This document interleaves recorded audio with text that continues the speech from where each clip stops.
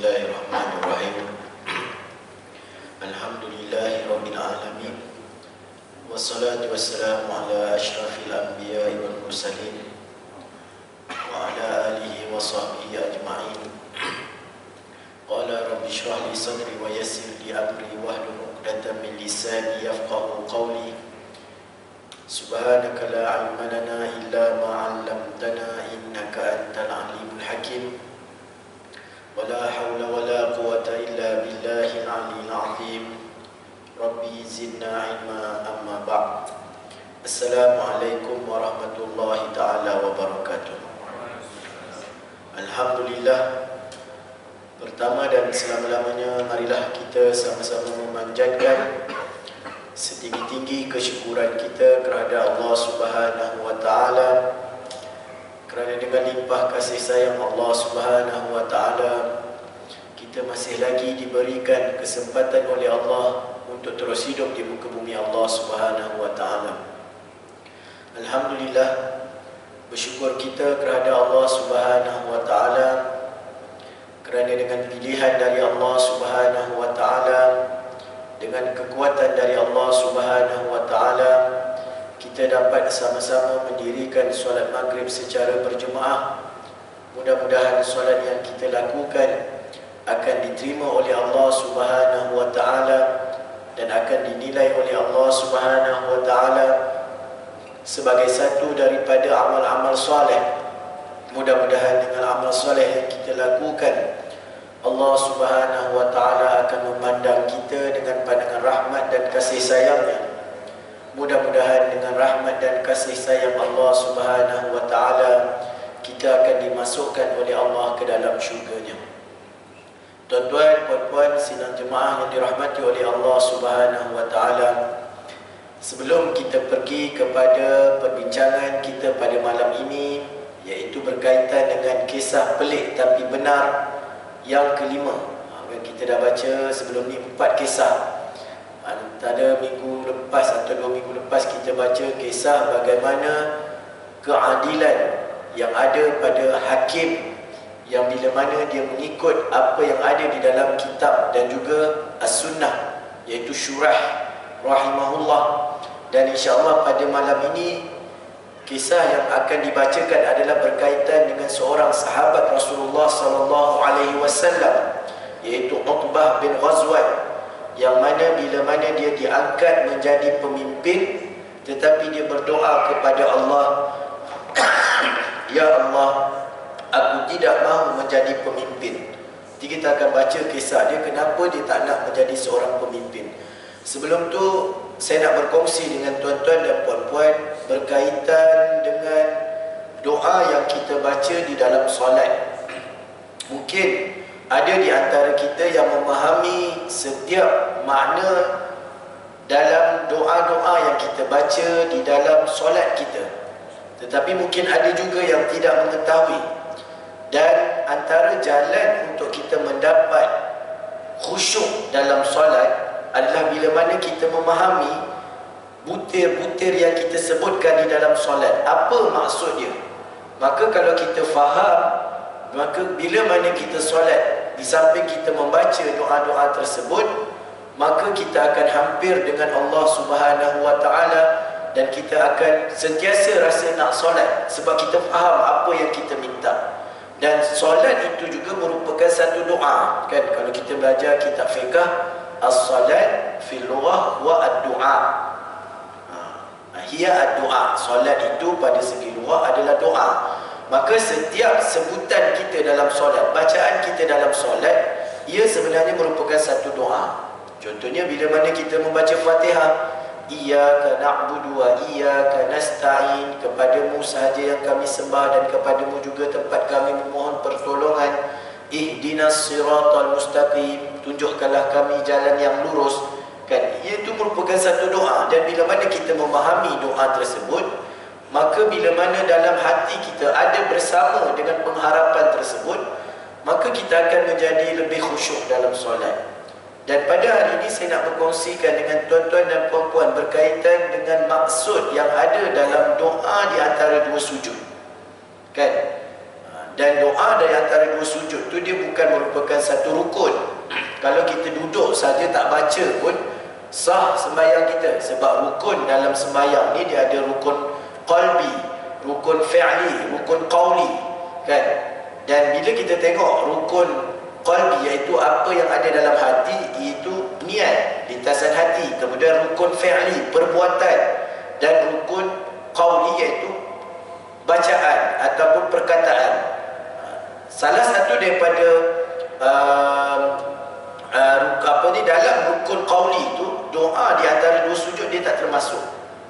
Tetapi bila mana kita baca, ianya adalah satu perkara yang mendapat pahala. Kita baca Rabbighfirli warhamni wajburni warfa'ni warzuqni wahdini wa'afini wa'fu anni.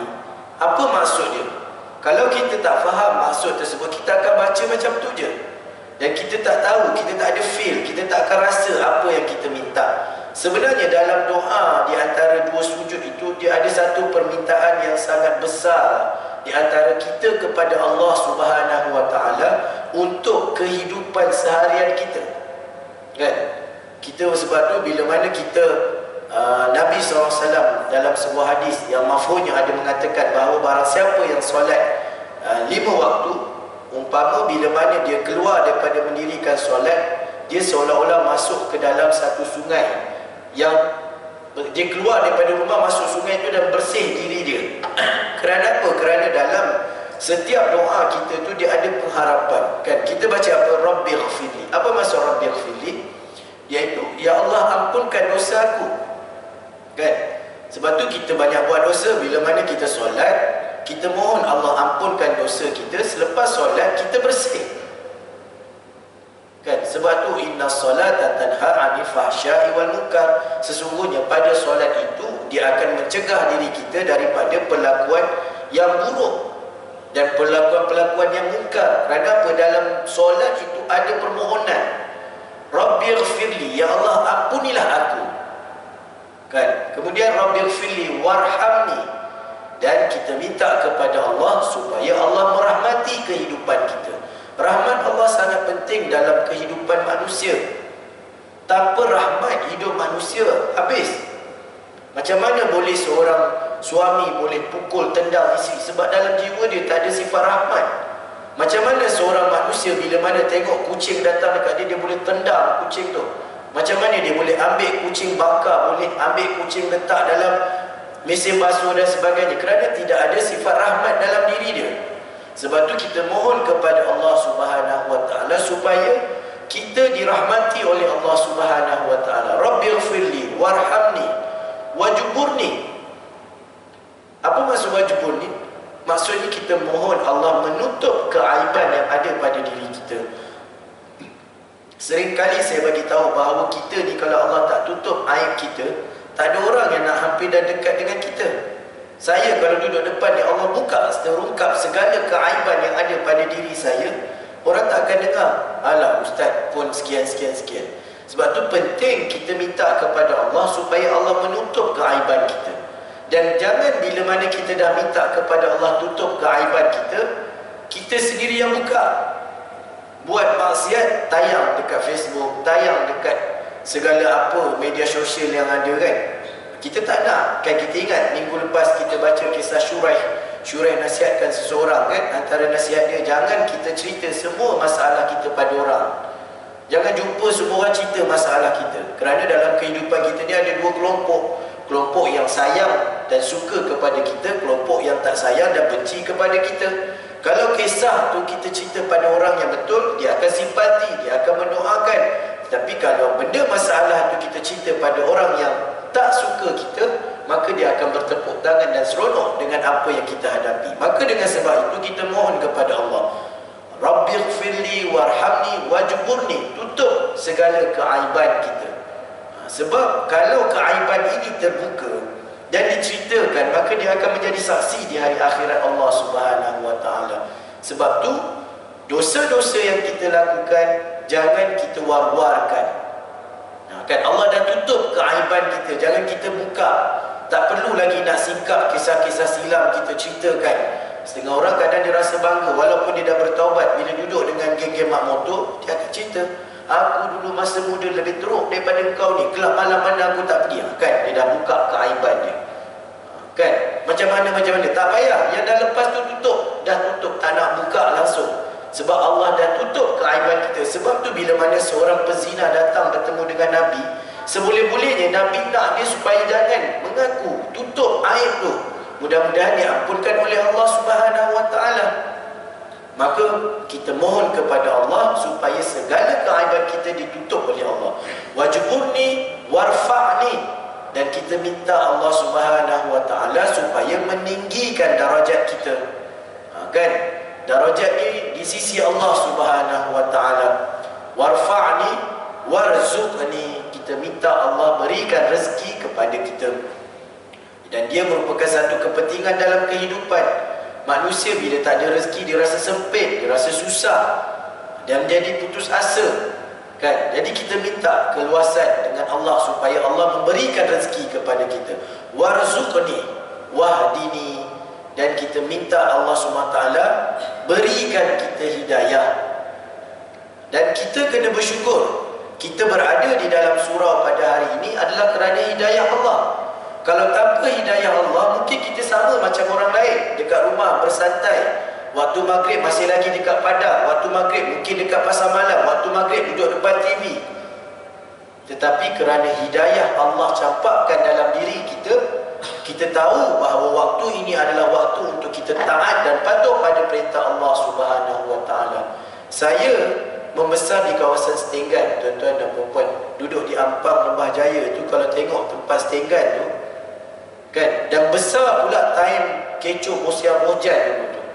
Dan keliling rumah benda tu, kalau nak dapat, maksudnya boleh nak jadi tidak menjadi manusia, tetapi kerana hidayah Allah Subhanahu Wa Taala, Allah lindung daripada benda-benda tersebut. Sampai hari ni kalau balik, baru ni saya ada jumpa seorang kawan saya, kuis ada buat promosi di USIM. Kebetulan masa tu ada convocation untuk pelajar-pelajar tahfiz.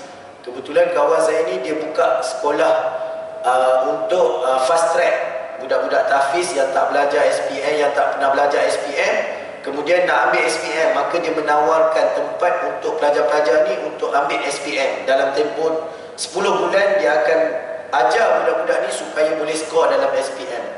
Kemudian bila jumpa dia kata, kita ni tak sangka ya Sri, anak Setenggan, kalau orang tengok-tengok anak Setenggan ni apalah boleh jadi, kan? Tak jaya je entah boleh jadi ustaz, yang dia boleh jadi ustazah, dia kata. Saya sampai hari ni kalau saya balik, saya bagi tazkirah ataupun pergi jadi imam tarawih, orang akan kata ada anak Setenggan yang boleh jadi imam, ada anak Setenggan yang boleh berbagi tazkirah. Dan bila mana saya kenal, saya kata ini semua adalah hidayah dari Allah. Kalau bukan hidayah dari Allah, aku akan jadi teruk daripada apa yang ada ni, kan? Saya membesar kawasan tempat-tempat yang kalau tuan-tuan tahu lah, Ampang, Setenggan, macam mana keadaan dia. Kawan-kawan sebut tempat-tempat zuk apa semua tu, saya tahu. Kan? Memang kawasan kita daripada Ampang, Jalan Ampang tu sampai pergi ke Ampang Park dan sebagainya, maksudnya memang kawasan untuk tidak menjadi manusia yang terdorong tu boleh, tetapi kerana hidayah. Sebab tu bila saya kenal-kenal, saya kata, ya Allah, terima kasih ya Allah, kekalkan aku dalam hidayah ya Allah. Dan hidayah ini sangat penting. Dan sebab tu bila mana kita dah dipimpin oleh Allah dengan hidayah, kita jangan memandang orang yang tak diberi hidayah sebagai orang yang teruk. Dan kita kena bersyukur. Aku bersyukur kerana hidayah aku dekat sini. Kalau tanpa hidayah aku, mungkin boleh jadi teruk daripada orang tu.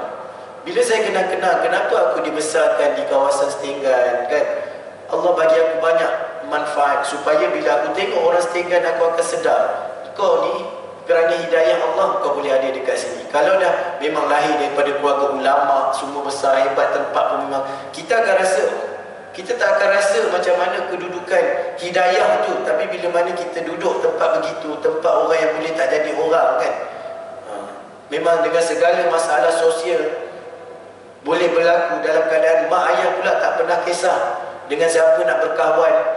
Tetapi kerana hidayah kita terpimpin, Allah letakkan dalam diri dari kecil suka nak kepada sekolah agama, kan? Maka itu hidayah. Wahdini wa'afini. dan kita minta Allah berikan kesihatan kepada kita. Kesihatan ni sangat penting. Sebab tu Nabi SAW kata, baru ni saya baca hadis, dia kata dua nikmat yang manusia selalu lupa, iaitu nikmat sihat dan nikmat masa lapang. Kan? Sebab tu kita kena mohon kesihatan. Ya Allah, berikan aku kesihatan untuk aku beramal ibadah. Kalau dah tak sihat, nak datang masjid pun tak boleh. Kalau dah tak sihat, nak duduk lama dalam masjid pun tak boleh. Ada orang yang seronok nak duduk tazkirah, tapi tak boleh. Pakcik ni tak boleh, karang kejap-kejap kan nak pergi tandas, tak boleh. Kan? Tapi masa sihat, sebab tu penting. Wa'afini. Dan ini yang kita minta setiap kali kita duduk dalam dua sujud tu. Di antara dua sujud, berapa banyak solat yang kita solat, kita minta kepada Allah supaya diberikan kesihatan kepada kita. Dan yang terakhir, kita minta supaya Allah memaafkan kita. Wa'fu anni. Apa beza maaf dengan ampun? Tadi dah minta Allahumma ghfirli, ya Allah ampunkan aku. Jadi wa'fu anni. Yang ni pula minta supaya aku dimaafkan. Ulama kata dia ada perbezaan. Minta ampun ini supaya kita diampunkan daripada kesalahan kita. Seorang yang melakukan jenayah, dia dimasukkan ke dalam penjara, kemudian dia diampunkan, maka dia terlepas daripada penjara. Tetapi nama dia masih ada kekal sebagai seorang penjenayah. Dia dah dimaafkan, dia diampunkan, tapi masih ada. Boleh faham maksud? Beza ampun dengan maaf. Maaf ini kita diampunkan dan dimaafkan. Maaf ni langsung dipadam nama kita daripada kesalahan tersebut. Kan? Orang yang buat jenayah, dia masuk dalam penjara, dia keluar, nama dia tetap akan ada penjenayah. Dia pergi mana-mana orang tahu. Kan? Sebab tu kadang-kadang kita dengar kes-kes penjenayah, oh dia ni ada 7 kesalahan. Ataupun kalau kita buat salah lalu lintas, nama kita masih ada. Kan, pemandu lori ke apa, dia ni ada sebelum ni 20 saman. Maksudnya nama dia dah dimaafkan dengan bayar saman, tapi nama dia tak dipadam. Tapi bila dimaafkan, nama tu terpadam dah. Maksudnya kita nak yang tu, supaya Allah ampunkan kita dan padamkan nama kita daripada menjadi orang-orang yang pelaku maksiat dan sebagainya. Maka ini sangat penting, dan mudah-mudahan bila mana kita memahami makna-makna dalam solat kita, dalam doa kita, lebih hampir kita kepada Allah Subhanahu wa taala. Jadi pada malam ni kita nak baca kisah berkaitan dengan Utbah bin Ghazwan. Kisah dia kata strategi kemenangan. Pada saat Amirul Mukminin merebahkan dirinya di atas pembaringan keras lagi usang. Kisah berlaku pada zaman Sayyidina Umar radhiyallahu taala anhu. Dia ketika mana Sayyidina Umar merebahkan dirinya di atas pembaringan keras lagi usang, sejurus selepas solat Isyak. Kita tengok bagaimana tarbiyah Rasulullah SAW sehingga pemimpin negara tidak bermewah-mewah dengan harta rakyat. Sebagaimana Nabi SAW tidur di atas tikar, boleh kata tikar bengkuang lah. Kalau dia tikar yang dibuat daripada daun tamar tu, sehingga bila mana dia bangun akan berkesan garis-garis tikar tu pada badan dia, sehingga Sayyidina Umar, Sayyidina Abu Bakar melihat menangis. Dia kata, ya Rasulullah, engkau ni kalau nak dunia segala isinya boleh, tapi kenapa macam ni kehidupan kau? Sedang pemimpin-pemimpin Rom, Parsi tidur pada tilam yang empuk. Kan? Maka kata Nabi, itu semua dunia, yang aku nak adalah kebahagiaan di hari akhirat. Begitu juga dengan Sayyidina Umar radhiyallahu anhu. Maksudnya kehidupannya adalah satu kehidupan yang bukan bermewah-mewah, sehingga dia pun tidur di tempat yang pembaringan keras lagi usang selepas solat Isyak. Maka bermulalah tayangan wayang gambar pada skrin di kelopak matanya. Maka dia terbayang-bayang dekat kelopak mata dia. Maksudnya dia memikirkan sesuatu. Beliau dapat merasakan kekecewaan tentera Islam apabila setiap kali menghapuskan tentera pasti akan datang pula segerombolan tentera yang baru memberikan sokongan kepada mereka. Apa yang pasti ialah bantuan tersebut datang daripada bandar yang disebut sebagai Al-Ubullah. Maka dia memikirkan bagaimana kesesaraan tentera-tentera Islam dalam berperang dengan Parsi. Bila habis tentera ni, datang lagi tentera lain. Habis tentera ni, datang lagi tentera lain. Maka ini kebimbangan yang ada pada diri seorang pemimpin umat Islam. Dan bantuan itu datang daripada satu tempat yang bernama sebagai Al-Ubullah. Semangat tentera Islam mesti dipulihkan dan mereka mesti menang, kerana dengan kemenangan kalimah Allah menjadi tinggi. Maka ketika itu umat Islam mesti menang dalam setiap peperangan kerana nak menaikkan kalimah Allah Subhanahu wa taala. Namun apakah strategi yang perlu diambil bagi mengelakkan bantuan musuh daripada terus sampai sehingga menyebabkan kemenangan tentera Islam sentiasa tertangguh?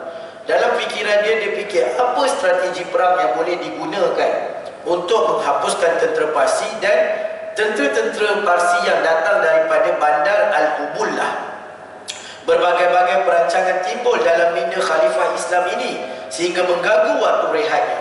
Manusia kalau benda yang ada dalam fikiran dia selagi tak lepas, dia tak boleh nak berehat. Walaupun dia tidur, tapi dia akan datang. Kan, kerja-kerja yang tertangguh tu dia akan mengganggu. Kan, sebab dia tak settle. Tambah lagi pemimpin negara memikirkan bagaimana nak memusnahkan ataupun menjatuhkan ataupun mengalahkan tentera-tentera musuh.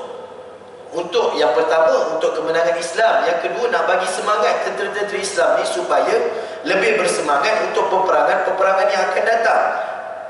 Walau bagaimanapun, beliau masih perlu berehat bagi mengelakkan tugasnya untuk memeriksa keadaan rakyat pada sebelah malam nanti terganggu. Macam mana pun dia kena rehat, sebab dia ada tugas lain untuk rakyat. Kita tahu Sayyidina Umar Al-Khattab ini merupakan seorang pemimpin yang takut kepada Allah Subhanahu wa taala. Malam hari dia akan berjalan keluar ke bandar-bandar dan keluar ke rumah-rumah untuk mendengar, untuk melihat bagaimana keadaan orang yang dipimpin. Sebab tu tak mustahil kita boleh dengar bagaimana Sayyidina Umar mendengar rintihan seorang perempuan yang telah ditinggalkan suaminya 3 bulan kerana pergi berperang. Kan? Kemudian dia dengar suara perempuan tu merintih kerana batin dia tidak terisi, kerana suaminya tak ada. Dia balik, dia tanya Hafsah, anak dia. Dia kata, "Wahai Hafsah, seorang perempuan ini kalau ditinggalkan seorang suami, berapa lama batin dia boleh maksudnya tertangguh?" Maka Hafsah dengan malu-malu dia kata, kebiasaannya dalam tempoh 3 bulan. Lepas 3 bulan kalau tak ni dia akan rasa. Maka dia kira-kira, sebab tu dia buat balik keputusan lepas tu. Setiap tentera Islam yang pergi keluar 3 bulan kena balik jumpa anak bini, kemudian baru pergi balik. Sebab tu kita pun kan, kalau kita nikah ataupun kita tengok orang nikah, dia akan baca selepas tu. Kalau ditinggalkan 3 bulan tanpa sebarang nafkah batin dan zahir, maka si isteri boleh minta fasakh, kerana dia boleh memberi kederitaan kepada diri seorang perempuan, terutamanya yang dah berkahwin. Kan? Itu macam mana nak tahu? Sebab dia berjalan pada waktu malam. Dan macam mana dia tahu kesusahan rakyat dia? Dia dengar bagaimana seorang perempuan yang terpaksa memasak batu untuk menidurkan anak dia kerana tak ada makanan. Dan akhirnya dia mengambil daripada Baitul Mal, mengangkat sendiri, hantar dan masak. Maka perlu kepada setiap pemimpin yang telah dilantik turun untuk melihat bagaimana keadaan rakyat, seperti mana yang dilakukan oleh para sahabat Rasulullah SAW. Kemudian Khalifah mula menyenaraikan nama-nama sahabat yang pernah bersama dengannya menerima pendidikan daripada madrasah Rasulullah sejak dari zaman Makkiyah membawa ke arah Madani. Maka bila begitu dia cuba letakkan senarai-senarai nama siapa yang boleh dilantik untuk menjadi pemimpin bagi setiap benda-benda ni, supaya tidak tertanggung pada dia seorang. Macam sekarang kan, mesti dah ada dalam fikiran dia siapa yang layak Menteri Pendidikan. Mesti dia kena tahu benda tu. Begitu juga dengan Sayyidina Umar fikir, di antara sahabat-sahabat Nabi yang ditarbiah ni, siapa yang boleh untuk diberikan tanggungjawab amanah untuk memimpin. Kekurangan yang cukup terasa pada bilangan tentera yang akan memikul tanggungjawab hari itu menyebabkan strategi kualitatif berbanding kuantitatif akan diteruskan. Kalau tak jumpa orang, maka dia akan susah. Siapa yang nak memimpin? Beliau yakin dengan kalam Rabbnya menemui surah Al-Baqarah ayat 249. A'udzubillahi minasyaitonirrajim. Kam min fi'atin qalilatin ghalabat fi'atan katsiratan biiznillah wallahu ma'as sabirin. Maksudnya, berapa banyak yang pernah berlaku golongan yang sedikit berjaya menewaskan golongan yang banyak dengan izin Allah, dan Allah sentiasa bersama-sama dengan orang yang sabar. Dalam Islam, kekuatan iman dan tawakal itu lebih penting daripada banyaknya tentera. Kerana kalau ramai tentera tapi tak beriman, tak bertawakal, maka dia boleh dikalahkan oleh pihak musuh. Tetapi kalau keadaannya sedikit dan mempunyai keimanan yang tinggi, maka Allah boleh bantu. Kita lihat dalam sejarah Islam, 313 lawan dengan 1000 orang, Allah bagikan kemenangan. Kan? Kerana apa? Kerana kekuatan iman dan kekuatan tawakal mereka kepada Allah Subhanahu wa taala. Dalam munajatnya kepada Allah pada malam itu, beliau memohon dikurniakan seorang ketua. Tengok, bukan dia main lantik je, tak, dia fikir, kemudian minta istikharah kepada Allah. Ya Allah, datangkan kepada aku seorang calon yang boleh mengambil tanggungjawab untuk tugasan ini. Sayyidina Umar bangun malam, doa, minta kepada Allah Subhanahu wa taala. Kerana masalah pimpinan ini kalau salah diberi kepada orang, maka dia boleh menyebabkan kemudaratan kepada rakyat. Maka beliau memohon dikurniakan seorang ketua yang mampu memimpin sejumlah kecil tentera yang masih tinggal di Madinah untuk menghapuskan musuh-musuh Allah di Al-Ubullah yang diyakini menjadi sarang membekalkan tentera bantuan kepada musuh. Jadi dia nak lantik seorang untuk pikul tanggungjawab sebagai ketua tentera untuk serang bandar yang dinamakan sebagai Ubullah. Kerana Ubullah inilah tempat markas ataupun bantuan ketenteraan Parsi yang diberikan bila mana orang-orang Islam berperang. Selepas menilai nama-nama yang tercatat dalam senarai, akhirnya beliau teringat seorang sahabat yang terkemuka yang telah turut serta dalam pertempuran Badar, Uhud, Khandaq, serta hinggalah kepada pertempuran Yamamah. Bila dah kumpulkan nama dan mohon istikharah kepada Allah, akhirnya Allah datangkan ilham kepada Sayyidina Umar dengan seorang sahabat, yang mana sahabat ini bukan calang-calang orang.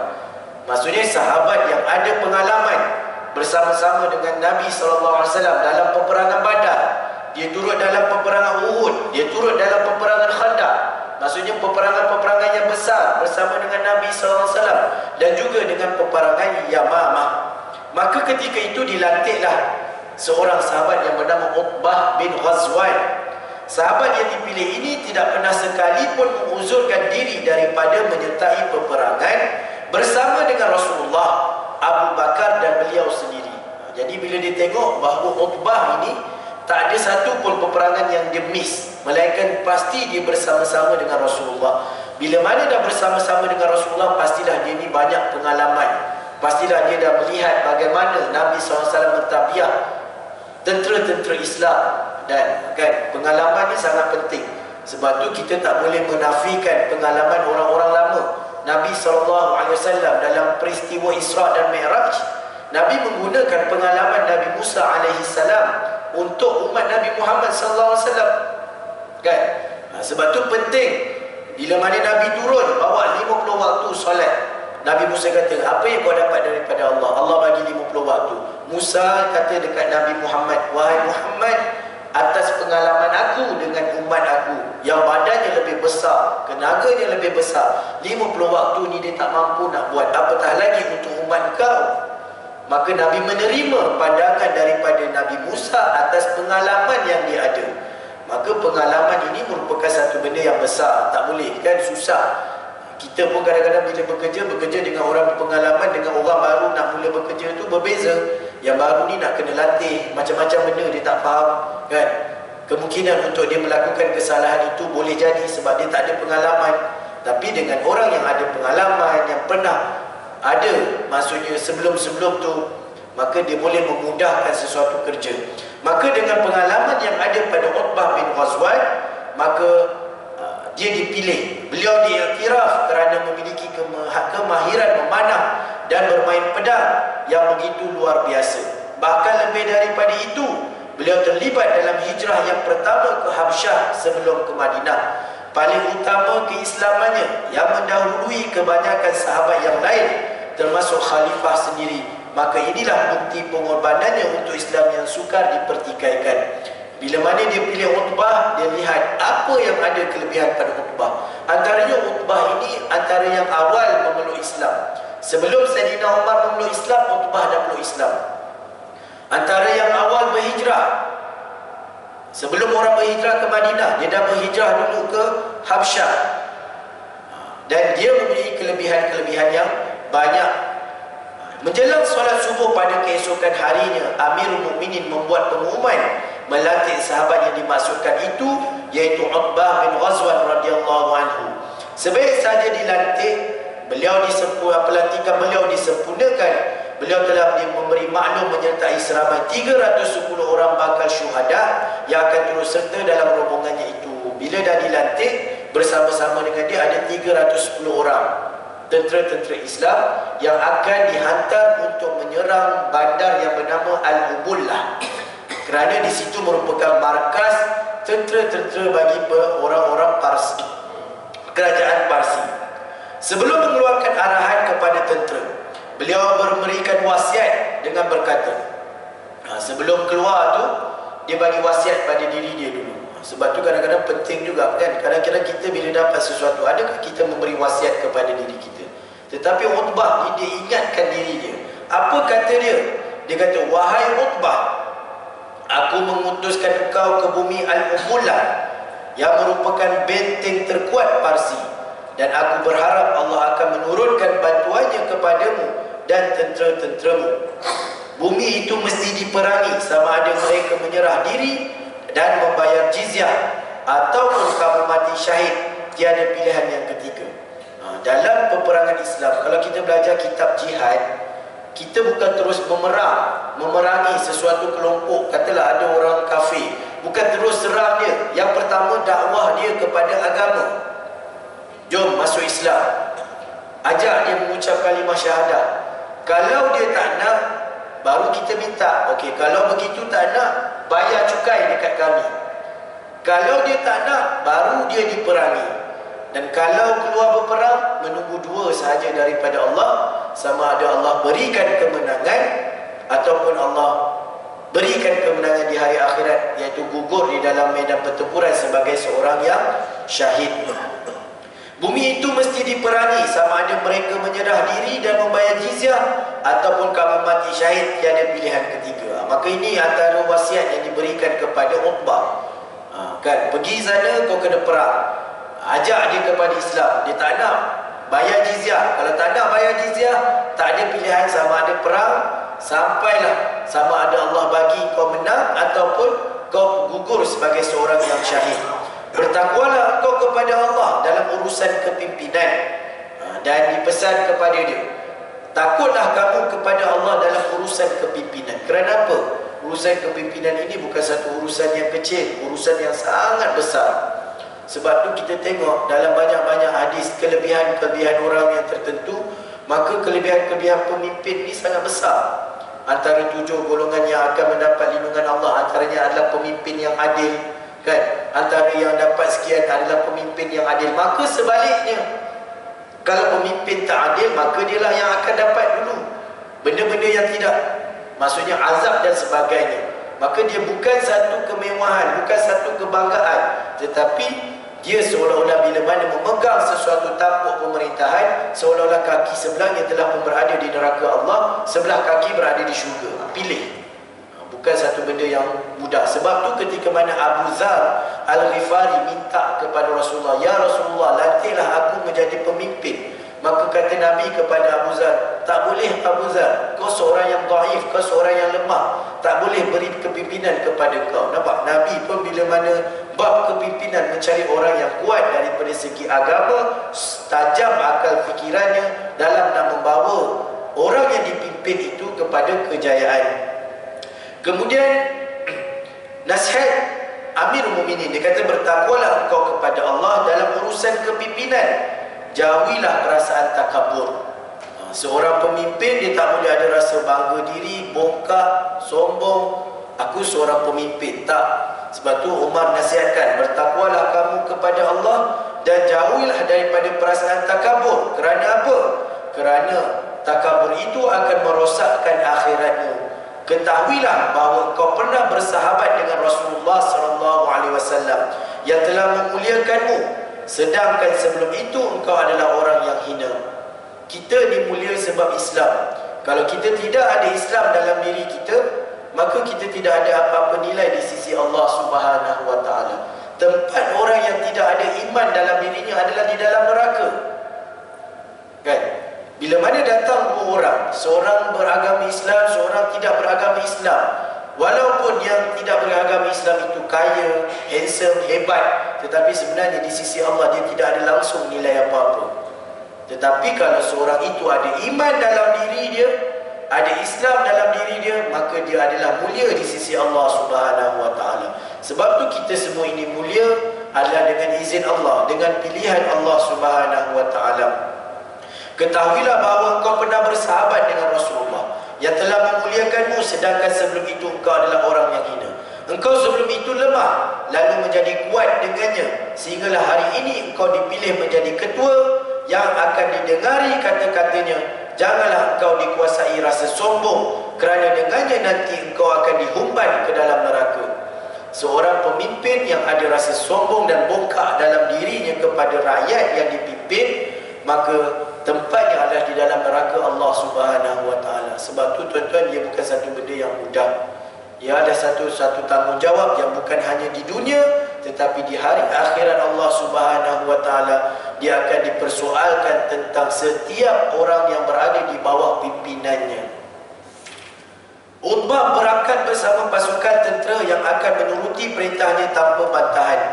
Turut bersamanya ialah isteri Utbah sendiri dan beberapa orang para isteri yang lain. Yang kita lihat dalam peperangan zaman dulu bukan macam sekarang, kan? Peperangan dulu mereka kalau nak keluar perang, dia pergi satu tempat yang lapar. Dia bukan perang pergi masuk dalam kampung, perang orang seorang-seorang, tak. Kedua-dua belah pihak dia akan bertempur pada satu kawasan yang lapar, kan? Dalam masa yang sama di situ akan ada perempuan-perempuan yang akan ikut, sama ada menjadi pembakar semangat ataupun menjadi jururawat yang akan membantu bagi tentera-tentera yang tercedera ataupun tentera-tentera yang perlukan bantuan air, bantuan perawatan dan sebagainya. Maka Utbah bukan sahaja dia keluar, bahkan dia bawa juga isterinya.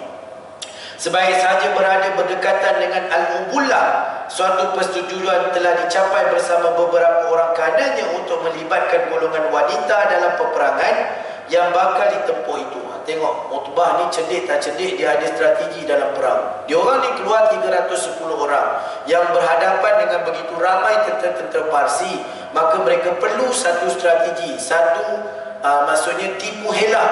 Sebab tu dalam perang dia boleh menipu, kan? Penipuan tak dibenarkan di luar, tapi dalam perang, peperangan itu sendiri adalah tipu helah.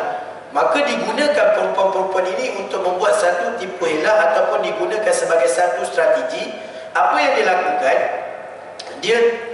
Yang perempuan-perempuan yang ikut ini, maka dia akan bawa sekali, dan mereka ini dia kata untuk melibatkan golongan wanita dalam peperangan yang bakal ditempuh itu. Caranya ialah mereka akan membawa tanah di dalam beg di tangan-tangan mereka. Setiap perempuan ini dia akan dibagi satu beg yang berisi tanah ataupun pasir. Kemudian golongan perempuan ini dia akan berada di belakang tentera-tentera yang pergi berjuang. Maksudnya tentera itu di depan, perempuan di barisan yang belakang. Apa yang dilakukan oleh tentera-tentera ataupun perempuan-perempuan yang ikut berperang ini, mereka akan berpindah memijak-mijak tanah secara serentak sambil menepuk-nepuk tanah yang dibawa. Kan dalam perang ni, bila berperang, mereka berjalan, dia akan bawa habuk, dia akan naik sebab dia orang berjalan dekat padang pasir. Jadi bila habuk naik, berarti orang yang daripada depan dia akan nampak seolah-olah ramai tentera tu bersama. Boleh bahkan bila dia berjalan tu, dia akan naikkan dia punya habuk ataupun debu-debu dalam perang. Kan bila berjalan dekat padang pasir dia naik debu. Kalau orang kafir ataupun pihak lawan dia nampak debu tu sikit, dia akan tahu bahawa jumlah orang yang datang tu tak ramai. Maka Utbah ni dia guna taktik, dia letakkan perempuan-perempuan di belakang. Tugas dia adalah tepuk debu-debu tu supaya naik lebih tinggi, seolah-olah tentera yang datang itu terlalu ramai dengan sebab debu yang banyak naik ke atas. Itu teknik yang digunakan oleh Utbah dalam peperangan untuk menawan bandar Ubullah. Dia kata apa? Dengan cara ini, debu-debu akan berterbangan secara sekata memenuhi ufuk, seolah-olah terdapat beberapa lapisan tentera berkuda yang sedang berada di belakang tentera lapisan pertama. Tentera lapisan pertama dah jalan, lepas tu yang belakang tu naikkan lagi. seolah-olah ramai dalam peperangan tu, sebenarnya tak ramai pun. Maka sebab itu dikatakan peperangan ini dia kadang penuh dengan strategi, pandai, maksudnya dia boleh mengalahkan pihak musuh. Sama juga kalau lawan bola ke buat apa ke, kalau menang dia punya emosi ataupun dapat lawan kawal dari segi psikologi sebut kan, dengan perkataan ke apa ke, dia boleh melemahkan pihak lawan. Maka ternyata tipu daya yang diusahakan itu berjaya menimbulkan kegusaran pada pihak tentera musuh. Bila tengok banyak debu tu, diorang ni belum lagi mula dia kata, ini ramai ni orang Islam yang datang ni, sedangkan jumlah dia 310 je. Tapi bila tengok keadaan tu, mereka dah rasa gerun dalam diri musuh. Kemudian dan harta, kemudian mereka berpaling dan lari meninggalkan bandar tersebut demi keselamatan diri dan harta. Jadi bila tengok macam tu, tentera-tentera kafir ni belum lagi berperang, dia dah takut dulu, dia tinggalkan medan pertempuran. Jadi apa yang berlaku selepas tu kita sambung selepas azan insya-Allah.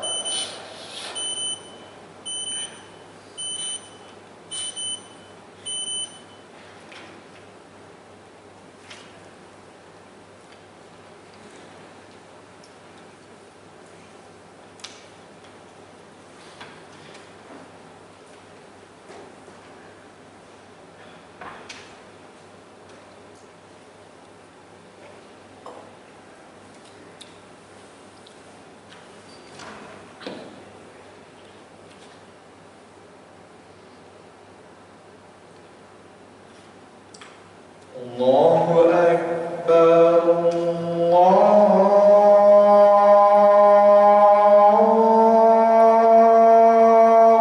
Akbar, Allahu Akbar.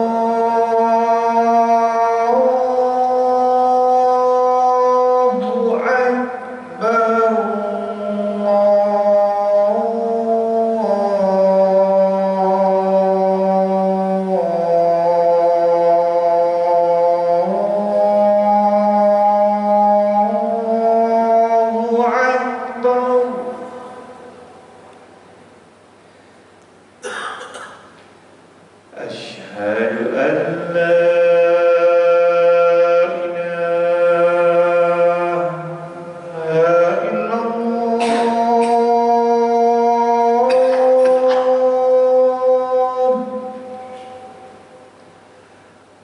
أشهد أن لا إله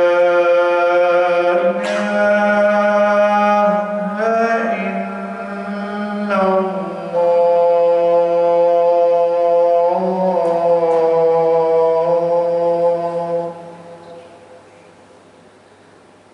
أشهد أن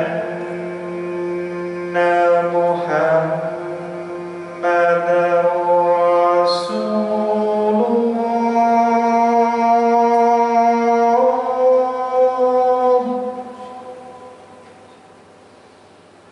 أشهد أن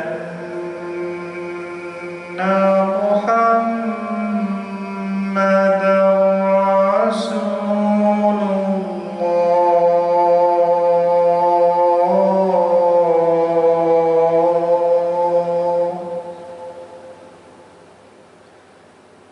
حي على الصلاة.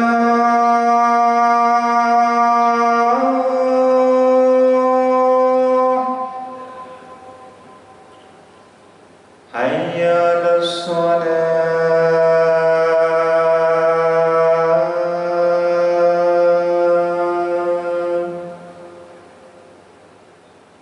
حي على الفلاح.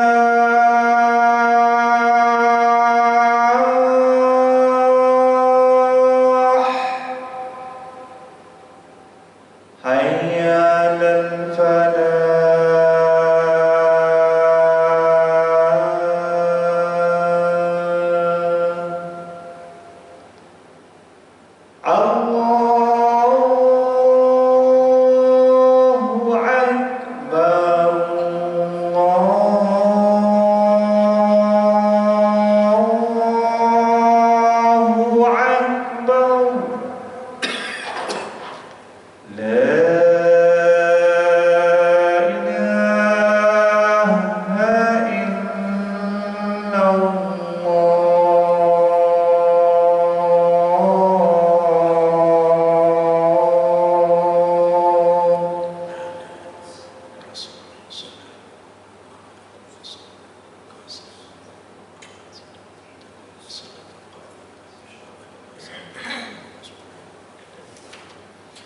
Allahumma salli ala Muhammad wa ala alihi wa sahbihi wa baraka wa sallam. Okay, sambung. Ternyata tipu daya yang diusahakan itu berjaya menimbulkan kegusaran pada pihak tentera musuh. Mereka berpaling dan lari meninggalkan bandar tersebut demi keselamatan diri dan harta. Mereka melarikan diri dengan menaiki perahu-perahu yang disediakan berdekatan sungai Dajlah. Jadi dengan teknik peperangan yang digunakan, akhirnya tidak berlaku pertempuran kerana musuh-musuh dah datang rasa takut dalam diri mereka, sehingga mereka meninggalkan segala harta benda mereka yang menjadi kepada ghanimah ataupun harta rampasan perang bagi tentera-tentera Islam. Utbah dengan tenteranya yang tidak melebihi 400 orang itu akhirnya berjaya menawan bandar Ubullah. Akhirnya bandar Ubullah yang menjadi ketakutan ataupun yang menjadi kerisauan daripada Amirul Mukminin itu berjaya ditawan dengan diketuai oleh Utbah bin Ghazwan, sekaligus menahan penghantaran tentera untuk membantu kemarahan tentera Parsi. Begitu banyak harta rampasan perang yang dikumpulkan sehingga digambarkan bahawa ramai orang Islam datang dari segala pelosok daerah untuk mendapatkan emas dan perak secara percuma, dan mereka memperoleh apa yang diingini itu malah berlebihan daripada yang disangka. Jadi maksudnya orang Islam menang dalam peperangan. Kita kena tahu bahawa harta rampasan perang ini hanya halal dan dibenarkan untuk umat Nabi Muhammad SAW. Ini sebab syariat para Nabi itu berbeza. Kalau sebelum Nabi Muhammad, barang-barang ataupun harta rampasan perang tak boleh diambil. Kan saya pernah cerita pasal Nabi Yusha. Nabi Yusha ni yang boleh menahan matahari. Suatu hari dia keluar perang, kan kita dah baca dia tahan matahari supaya matahari jangan lagi terbenam, supaya peperangan tu boleh dihabiskan. Dan bila mana mereka dapat harta rampasan perang tu Allah suruh bakar. Tetapi tidak kepada umat Nabi Muhammad SAW. Harta rampasan perang bagi umat Nabi Muhammad boleh dibahagi-bahagikan dengan 1/3 adalah milik Nabi SAW. Dia adalah pembahagiannya. 1/3 untuk Nabi, 1/3 untuk Baitul Mal, kemudian barulah diagih-agihkan. Menyedari kelalaian yang mula menyelinap dalam perasaan kaum muslimin, Utbah radhiyallahu anhu mengutus surat kepada Amirul Mukminin Umar radhiyallahu anhu agar membenarkannya membangunkan sebuah bandar Islam yang baru dengan menggunakan dana yang terkumpul daripada ghanimah peperangan itu. Cadangan itu dialu-alukan oleh khalifah. Jadi bandar yang dah ditinggalkan ini Utbah nak bangunkan, jadikan sebagai bandar Islam. Maksudnya bandar sebagai tempat orang Islam duduk, kan? Jadi dia minta kebenaran daripada Sayyidina Umar. Maka dengan harta rampasan perang yang ada, bandar nak dibangunkan, dan Sayyidina Umar membenarkan. Utbah bersama dengan para pembantu kanannya telah menggunakan peluang yang ada untuk merancang pembinaan sebuah bandar Islam yang baru, kemudian dinamakan sebagai Basrah. Basrah tu maksudnya sebelum tu tak ada nama Basrah, tapi lepas daripada peperangan ini, bandar Ubullah ini dikenali sebagai Basrah. Asas pembinaan bandar tersebut ialah sebuah masjid yang kemudiannya berkembanglah kawasan persekitarannya sehingga menjadi sebuah tempat kehidupan yang akan menempatkan tentera Islam yang terlibat bersama para isteri mereka. Jadi tempat tu dia mula bangunkan dengan sebuah masjid. Sebab tu saya pernah bagi tahu sebelum ni kan, bahawa bila mana dibangunkan satu kawasan penempatan, dia mesti ada bersamanya dengan dia masjid.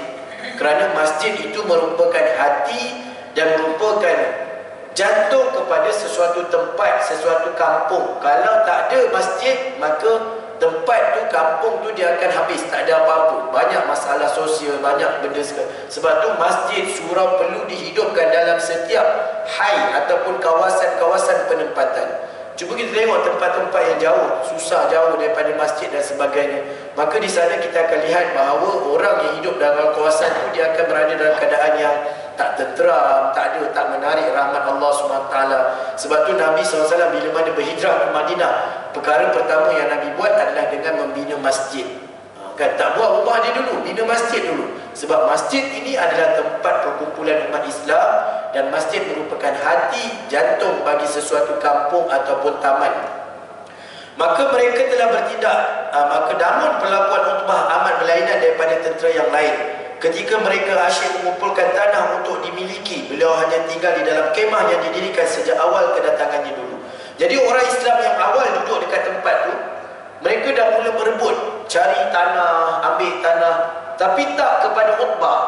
Tempat dia hanyalah kemah yang mula-mula dia duduk, itulah. Tak ada dia nak rebut tanah. Kan kita kalau datang satu tempat yang baru, oh ini buat, bangunkan jadi tanah kita. Tempat baru, tak ada orang masuk lagi. Kan, kampung baru buka habis. Sebab tu kalau setinggan dulu pun sama juga. Mana siapa yang datang awal, dia lah dapat tanah. Bukan dia boleh bagi-bagi, kan.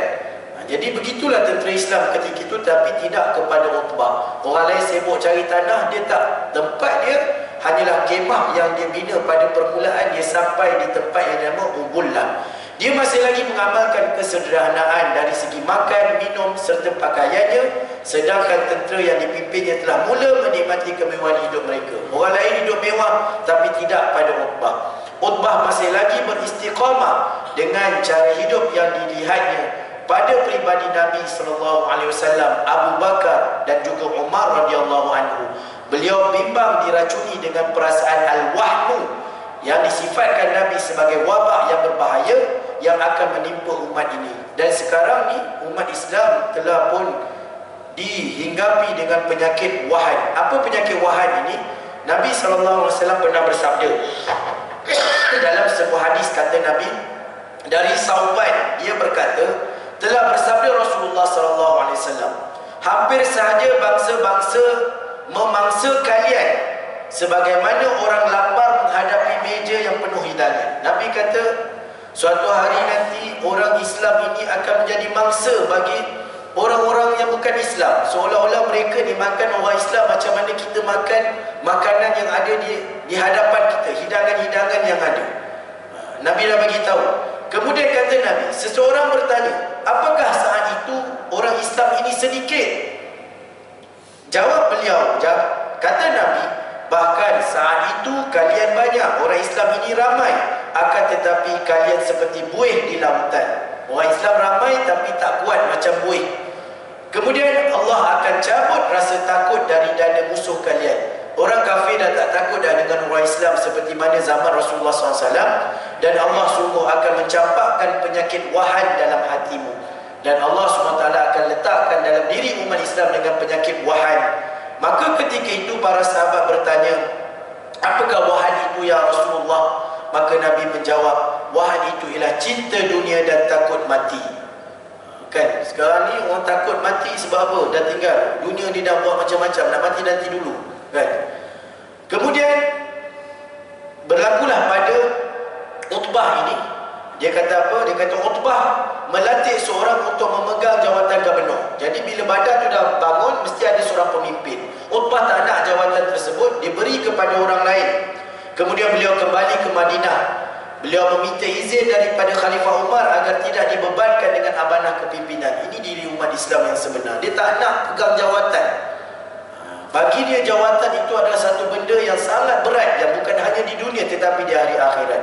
Dia jumpa dengan Sayyidina Umar, balik ke Madinah. Dia kata, boleh tak aku tak nak pegang apa-apa kepimpinan, aku nak jadi orang biasa, kan. Kemudian Khalifah Umar bertegas memintanya agar kembali menguruskan Basrah. Sayyidina Umar kata, tak boleh, tak ada orang lain, engkau wajib pergi untuk jadi pemimpin di Basrah. Sampai dipaksa oleh Sayyidina Umar supaya memegang tanggungjawab sebagai gubernur Basrah. Tetapi apa yang berlaku kepada Utbah? Dalam terpaksa beliau kembali semula ke Basrah. Dalam keadaan terpaksa, taat pemimpin wajib ada. Dia kata bila Umar dah suruh tak boleh nak tolak, maka dia kembali ke Basrah. Namun dalam diri dia sentiasa berdoa kepada Allah Subhanahu Wa Taala. Tengok tuan-tuan, orang yang betul tak nak pimpinan ini, dia berdoa kepada Allah. Apa kata dia? Setiap kali dia berdoa, dia kata, wahai Tuhan, selamatkanlah aku tidak mahu kembali kepadanya. Dalam diri dia berdoa, ya Allah, boleh tak aku tak nak pegang pimpinan, aku tak nak pegang pimpinan, aku tak nak pegang pimpinan. Itulah yang dia ulang-ulang dalam doa dia ketika mana dalam perjalanan dia nak balik ke Basrah.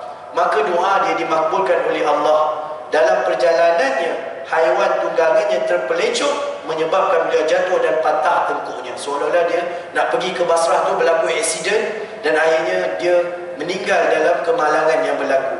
Dia punya tunggangan terpecok dan dia terjatuh dan tengkuk dia patah. Maka selamat sejahtera ke atasmu wahai Utbah, kami mencintaimu agar kami ingin mempelajari semangat juangmu dan keikhlasan memperjuangkan agama Allah. Kami ingin mengikuti jejak kamu. Tengok sampai macam tu dia berdoa kan. Ya Allah, aku tak nak pegang pimpinan, aku tak nak pegang pimpinan. Dan akhirnya doa dia Allah terima. Dia nak pergi ke Basrah tu, setelah mana taat perintah Amirul Mukminin, akhirnya berlakulah kemalangan, yang mana kemalangan tersebut menyebabkan dia kembali kepada Allah Subhanahu wa taala. Maka tak adalah lagi dia pegang pimpinan dan dia bertemu dengan Allah Subhanahu wa taala. Dan benda ni jarang berlaku. Sekarang ni orang berebut nak pegang pimpinan, bukan orang takut, tak dapat rasa sedih, bahkan meminta-minta untuk diberikan jawatan. Jawatan ini bukan satu kemuliaan, tuan-tuan dan puan-puan dirahmati oleh Allah, tetapi ianya adalah satu kehinaan kalau kita tidak menggunakan ia dengan perkara yang betul. Maksudnya bukannya ramai ni yang dipimpin, satu persatu. Diri kita pun tak terbawa, apatah lagi nak bawa kepada yang ramai-ramai ni. Sebab tu kalau bila mana menjadi pemimpin, berhati-hatilah dan takutlah kepada Allah Subhanahu wa taala, kerana ianya adalah satu benda yang sangat berat. Dan lihatlah seperti mana perjuangan para sahabat, mereka tidak mengejar untuk mendapat pimpinan, tetapi bila dapat, mereka cuba, maksudnya sampai berdoa kepada Allah supaya tidak diangkat menjadi pemimpin. Jadi inilah kisah, mudah-mudahan ia boleh menjadi tauladan dan pengajaran dalam kehidupan kita. Dekat sini diletak beberapa hikmah dan pengajaran. Yang pertama, tugas khalifah ialah menjaga agama Islam dan mentadbir dunia dengan sistem Islam. Ini membuktikan bahawa Islam ialah agama yang lengkap dan kesejahteraan yang dibawa meliputi di dunia dan di hari akhirat. Yang kedua, urusan kemenangan pada diri umat Islam adalah urusan Allah. Itu semua urusan Allah. Sebab tu kita kena beriman dengan qada dan qadar Allah. Bila manusia tidak beriman dengan qada dan qadar Allah, itu yang jadi rasa tak tenteram, rasa nak bergaduh. Cukuplah kan, apa yang Allah takdirkan itulah yang terbaik. Bukan ilmu tu tak ada pada kita. Apa yang berlaku pada hari ini dah Allah tentukan sebelum dunia ini dijadikan, sebelum dunia ini diciptakan. Maka apa yang Allah takdirkan, kita sebagai hamba kena redha dan berserah, dan itulah yang terbaik untuk kehidupan kita. Bandar Islam memainkan peranan yang penting dalam membentuk komuniti masyarakat yang Islamik dan mematuhi syariat. Kemudian kepimpinan bukanlah tempat mencari kemegahan dan kemewahan. Umat Islam akan sentiasa diuji dengan virus al-wahnu, iaitu virus cinta akan dunia dan takut akan kematian. Virus ini menyebabkan umat Islam leka dengan dunia dan tidak mempersiapkan bekalan untuk akhirat. Justru kita tidak boleh lalai dan mengambil pengajaran daripada kisah Utbah ini. Mudah-mudahan Allah tidak menguji kita dengan al-wahnu dan kita sentiasa mempersediakan diri kita untuk bertemu dengan Allah Subhanahu wa taala. Segala yang baik adalah daripada Allah Subhanahu wa taala, dan segala yang lemah itu adalah kelemahan diri saya sendiri. Masya Allah, tabarakallah, Allah yang mentakdirkan. Tuan-tuan, saya baca dari kisah pertama sampai kisah yang kelima, dan minggu yang akan datang kita akan baca kisah yang keenam. Cukuplah Allah menjadi saksi. Kadang-kadang apa yang dibaca ni, saya pun rasa ini ada kena dengan kehidupan kita. Bukan sengaja, tak. Saya memang niat bila datang di sini, inilah kisah yang nak baca. Tapi Allah takdirkan benda tu berlaku pada tempat yang mungkin nak diberikan peringatan kepada kita semualah. Mudah-mudahan Allah Subhanahu wa taala merahmati kita. Segala yang baik daripada Allah, segala yang lemah kelemahan kita sama, mudah-mudahan Allah ampuni kita semua. Kita tangguh dengan kafaratul majlis. Subhanakallahumma bihamdik, asyhadu an la ilaha illa anta, astaghfiruka wa atubu ilaik. Wassallallahu ala sayyidina Muhammad walhamdulillahirabbil alamin.